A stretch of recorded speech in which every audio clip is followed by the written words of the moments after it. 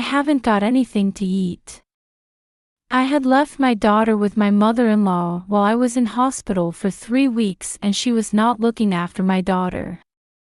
When I saw my mother-in-law having lunch in her room and napping contentedly, I felt like killing her for a moment, but I decided that the first thing to do was to take my daughter to hospital. When my daughter was examined at the hospital, she was extremely dehydrated and malnourished. Her skinny, emaciated body was painful. The doctor immediately contacted the police, and my mother-in-law was taken to the police station. "I didn't do anything," she exclaimed. "My name is Amalia. I am 33 years old and I live with my husband Derek, who is 2 years older than me, and our 5-year-old daughter Fiona. Derek's mother lives nearby by herself. His father was alive and well when we first got married, but he died of illness a year after our marriage. At that time, there was talk of moving in together, but she chose to live alone. So we ended up living in the neighborhood, at least for a while. She and I had a very normal relationship from the beginning of our marriage, neither particularly close nor bad. I think we got on well to the extent that we sometimes had meals together and helped each other out if we had any problems. However, it was after the birth of my daughter Fiona that the relationship gradually changed. She had been looking forward to the birth of her grandchild for a long time. But what she wanted was a boy grandchild. It was not so much that she wanted an heir, but simply because she liked boys. But when she found out that her grandchild was a girl, she was very disappointed. I even believed all the way up to my birth that it might be a boy. Until I gave birth, people would ask me, "What are you going to do about your work, Amalia? If you want, can I take care of her after maternity leave?" But when I found out that my grandchild was actually a girl, she made a blatantly disgusted face and said, "I can't take care of her after all." Well, I originally planned to quit my job after the birth and become a full-time housewife, so I had no intention of asking my mother-in-law to look after her, but I was still surprised at that change in attitude. As Fiona grew up, she seemed to try to keep as much distance from my daughter as possible. She didn't do anything special to be cute with her or mean to her. She simply keeps her distance. She would say hello, ask for birthday presents and other things she wanted through me and my husband, and then give them to me. But they are never alone in the same space or go out together. Fiona seemed to know that her grandmother was a little different from her kindergarten friends' grandmothers. So she would sometimes ask me things like, "Hey, Mom. Does my grandmother hate me? My friends sometimes go out with their grandmother alone. I've never done that before." Unsure of the best way to reply in such a situation, I said, "It's not that she doesn't like you. Maybe she's a bit embarrassed to be with you." It was all I could do to reply in a deceptive way. Fiona would be satisfied with that answer for a while, but she still seemed to get anxious again and started asking me questions like this from time to time. I once talked to my husband about this because Fiona was so worried. "You know, I'm worried that your mother doesn't like Fiona." My husband replied, "I see, Fiona has started to notice. I guess my mom doesn't seem to hate her that much, but she wanted a boy grandchild. I'll talk to Mom a bit about it," and he tried to persuade her somehow. But he said, "I told Mom about Fiona. She insisted that she didn't hate Fiona. I told her to be nicer to Fiona then, but she got a bit angry, saying I'm being nice enough. I'm sorry, it didn't solve anything fundamental."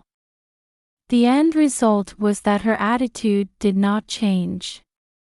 We wanted to somehow get my mother-in-law and Fiona on good terms, but there didn't seem to be anything we could do.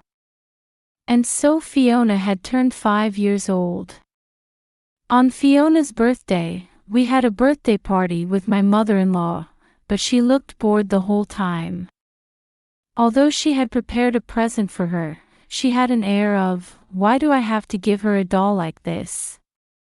Fiona sensed this, and the birthday party ended with a delicate atmosphere. If this had been a boy grandchild, what kind of attitude would she have had? Would she have looked forward to giving him a robot, train, or car toy? I really didn't understand why she was so obsessed with gender. I felt somewhat very sorry for Fiona, because her grandmother's attitude had turned a birthday party into something subtle. The next day, I once again prepared Fiona's favorite food and held a celebration. There, Fiona finally looked happy, which was a relief. Some time later, my husband decided to move to a new workplace by himself. It was a place that could only be reached by rapid train, and the term of office was about 1 year. There was an option for Fiona and I to go with him, but it was a delicate time as Fiona was about to start primary school. My husband decided that if we were going to come back to the area anyway, it would be better to stay and live here. It was also my husband's request that I could not leave his mother alone. I know it might be delicate air with Fiona, but I can't leave my mom alone. I'm sorry, but you'll have to get on well with your mother while I'm on my own. When he told me that, I couldn't say no, and in the end, Fiona and I had to stay here. Once my husband went away on his own, I was struck by ill health. I went to the hospital and they didn't know any better, so I had to go to a bigger hospital for a full examination. The checkup was a day trip, so we did it while Fiona was at kindergarten. It turned out that I needed surgery. I was in the hospital for about 3 weeks. I did not know what to do. My husband is working alone. My parents live in a rural area and I cannot rely on them very much. First of all, I contacted my husband. Derek, you know. I've been unwell for a while now, and I've had a full checkup, and it turns out I need an operation. What? Surgery. Are you going to be all right? Yes, they say I'll be fine once the surgery is done, but I have to stay in hospital for 3 weeks. What do you think we should do about Fiona during that time? My husband seemed to be thinking about it too. We can't ask your parents, right? But that doesn't mean I can go home. I guess I'll just have to ask my mom to help us out in this situation. I knew I would end up there. But I tried not to think about it. Do you think it'll be okay leaving Fiona with her? Even just the birthday party the other day was in a bad mood. I don't even know if Fiona would say it's okay. Yes, I know. My mom and Fiona are the worst match. But is there anyone else you could ask? I couldn't say anything because there is no one else close to me that I can ask for Fiona. I didn't want to make a request and have the conversation get complicated, so I decided to ask my husband to contact me first. 3 nights later, I received a call from my husband. She's going to look after Fiona. I know I've been hard on Fiona, but she said it's mutual when she's in trouble and that she'll take responsibility for Fiona. It was unexpected good news. I had not expected my mother-in-law to look after Fiona so easily, so I was a little disappointed, but it was still great news. I immediately decided to visit her on the next day and ask her directly for Fiona. Thank you so much for taking care of Fiona for us. You don't need to thank me so much. I'll take care of Fiona for you, and you'll take care of me for 3 weeks. Leave Fiona to me and concentrate on her treatment for the next 3 weeks. Her warm words made me realize that I could trust her after all. I explained the situation to Fiona. Fiona, you know what? I have to stay at the hospital for a little while. During that time, your grandma said she will take care of you, so will you and your grandma wait for me to come back? For a moment, Fiona looked anxious. Don't be, sweetie. Grandma promised to take good care of you. Or do you want to stay here alone and wait for me to come back? I thought I sounded a bit mean, but for Fiona's sake I had no choice. Fiona thought for a moment and then said, I'm going to wait for you with Grandma. Come home soon, Mom.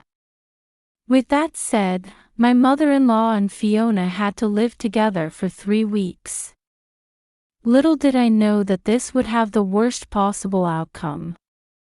I went to the hospital for 3 weeks. Every day I call her and ask, how is Fiona doing? And she always replies, yes, she is doing well. Believing this, I survived the surgery and was finally able to leave the hospital on the day of discharge. After completing the discharge procedures alone, I first took a taxi to my home and left my belongings there.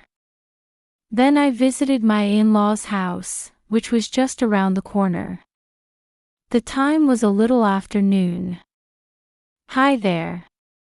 When I entered the house using the duplicate key of my in-laws' house, it was quiet inside. At any rate, when I went to the living room, there was Fiona lying limp on the sofa. Fiona. I rushed over and picked Fiona up, and found that she was skinny and scrawny. And her complexion was completely pale. How did this happen? I panicked and tried to wake Fiona up. Fiona. Fiona, wake up. Then, Fiona slowly opened her eyes. Fiona. What's going on? Why have you lost so much weight? I questioned vigorously, to which Fiona slowly replied. I haven't eaten anything. What? What did she just say? Does that mean you didn't get any food from your grandma? Yes. Fiona replies in a small voice. This is not what I promised. Once I had put Fiona to bed, I went to my mother-in-law's room. There, she had apparently finished her lunch. There I was taking a leisurely nap. I was filled with anger. But first I had to take Fiona to the hospital, so I called a taxi again and headed for the hospital. In the taxi, I also called my husband. Today is Friday. He said he would leave work early and head towards us. I reached the hospital and am immediately examined and treated. She was extremely dehydrated and malnourished. It was a wonder that he was even conscious for a moment. The doctor who saw her at the hospital also decided that the malnutrition to this extent was probably due to the fact that she was not being fed enough. I told him that I had asked my mother-in-law to look after her while I was in hospital. The doctor then said, she is suspicious, and immediately wrote on my medical certificate that suspected abuse. He also contacted the police and they soon came to the hospital. After listening to the doctor and hearing my story, the police immediately went to my mother-in-law's house. She was taken straight to the police. As she was being taken away, she said, I didn't do anything. Why should I be arrested by the police? When she says she didn't do anything, she really didn't do anything. Neglecting to look after Manic constitutes neglect and abandonment, which is a form of abuse, and is a serious offense. I guess she didn't know. I found out at the hospital that she had been taken to the police. This did not stop me from being angry with my mother-in-law, but it definitely made me feel a little better first of all. That day, Fiona was admitted to hospital. Late in the evening, my husband arrived from his work. I had kept my husband informed every step of the way, so he would know everything about the situation. Then her husband said, "I'm sorry. I didn't mean for this to happen. This is my fault for leaving Fiona in my mom's hands," and he apologized. But it's not. It is all my mother-in-law who is to blame. It is my mother-in-law's fault that she said she would look after Fiona and did not look after her properly. It is not my husband's fault by any stretch of the imagination. You did nothing wrong. It is your mother who is to blame. She is to blame for everything. My anger had not subsided at all. I was still thinking about how I was going to get revenge on my mother-in-law. The next day, Fiona's dehydration seemed to have improved a little, but she was still skinny and scrawny.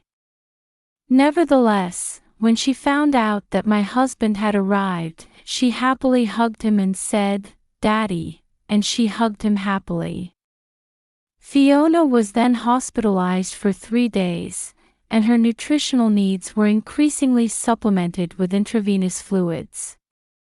In the meantime, the interrogation of my mother-in-law seemed to be progressing.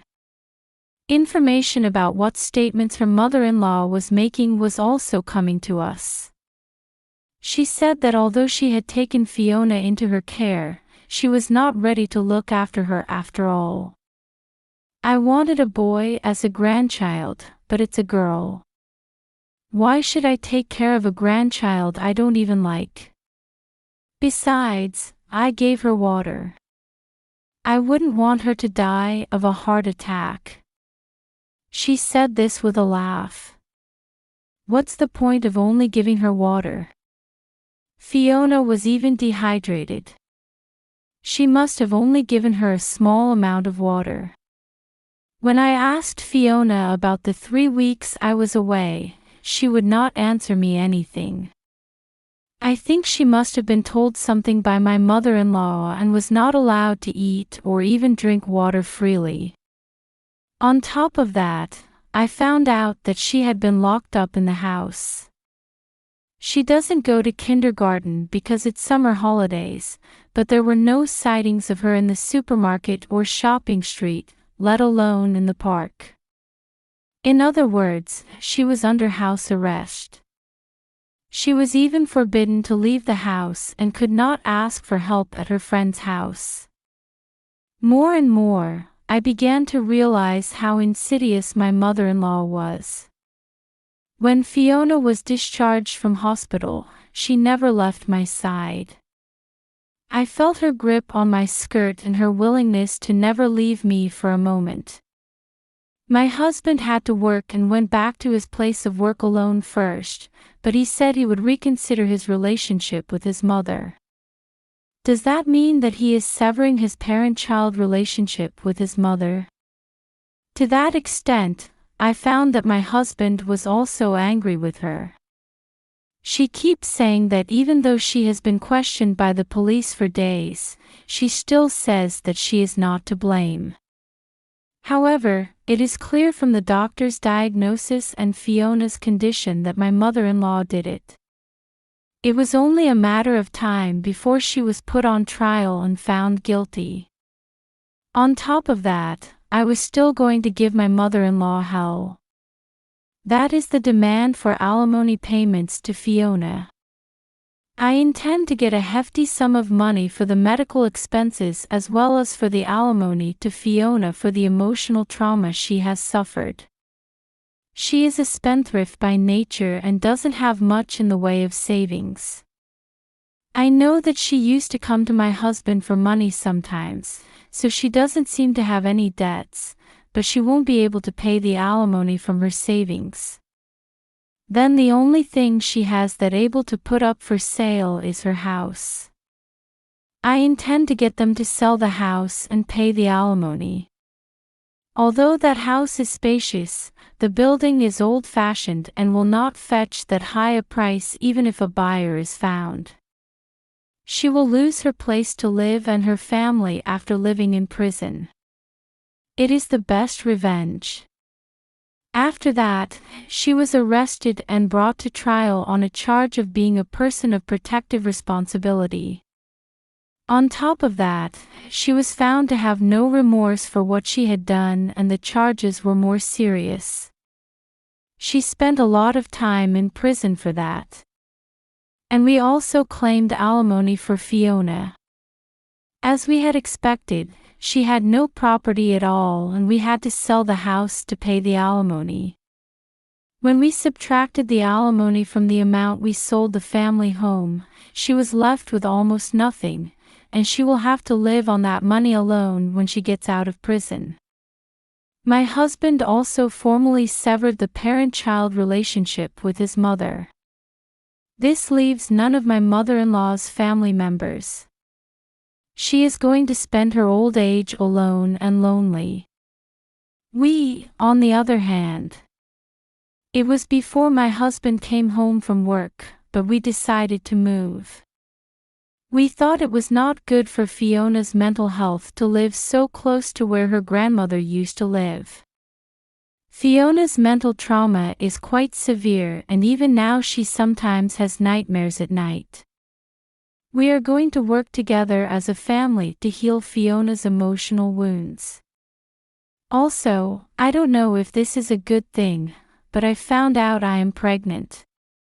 I am hoping that maybe by having a younger brother or sister, Fiona will be able to move in the right direction as a big sister. From now on, I will do my best for the health of all 4 members of our family.